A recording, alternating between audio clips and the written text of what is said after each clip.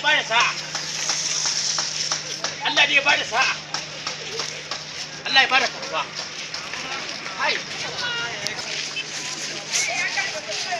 Kaya haka kake gani. Kaya iri-iri. In sabilillahi Allah ya kawo kasuwa. Masha Allah, Allah ne ya kiyaye. Kaje kana zagin mutane, kowa ya kazo sai ne baka hakuri. Ba bayani. Allah ya bada kasuwa.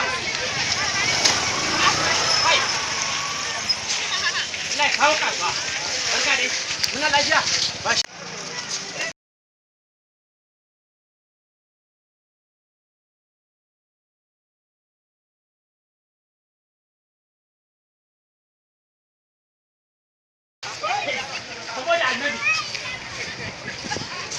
Fi sabilillahi. Ta. Allah ya kiyaye, Allah ya kawo kasuwa. Wala ta wuce saka. Ga inda nake bara. Na roka.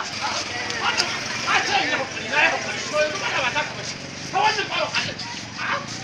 Fi sabilillahi. Allah ne ya kawo kasuwa. Aba alhaji. Saboda Allah ina kallon wannan irin zunzurutun kuɗi ka ce min yi haƙuri. Alhaji. Haba alhaji. Yanzu duk mai kwammiyan nan da nake ta haɗiya. A ce ayar shi ake cika ƙalera ke. Gaskiya sai ka ƙara mun fi sabilillahi. Waɗanda kuɗin sattu ne an ka bani. Sattu?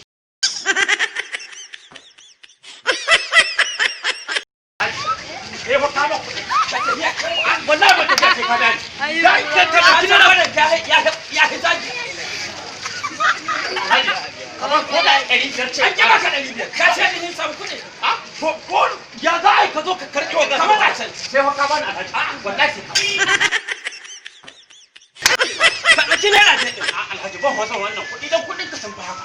Saboda Allah gaba na ka fara ƙirga wa'annan maƙudan kuɗi ka ɗauki 5 ko ka bani.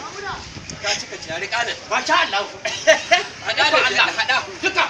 Allah saka da alheri yanzu kan bana ki. Allah saka da alheri. Allah ƙara arziki. Ba shi kaje ka za ka kai min bakin ciki ko yanzu gashi na samu dan bakin ciki sai ka zo ka kwace. Nace sai ka kwace ga ta.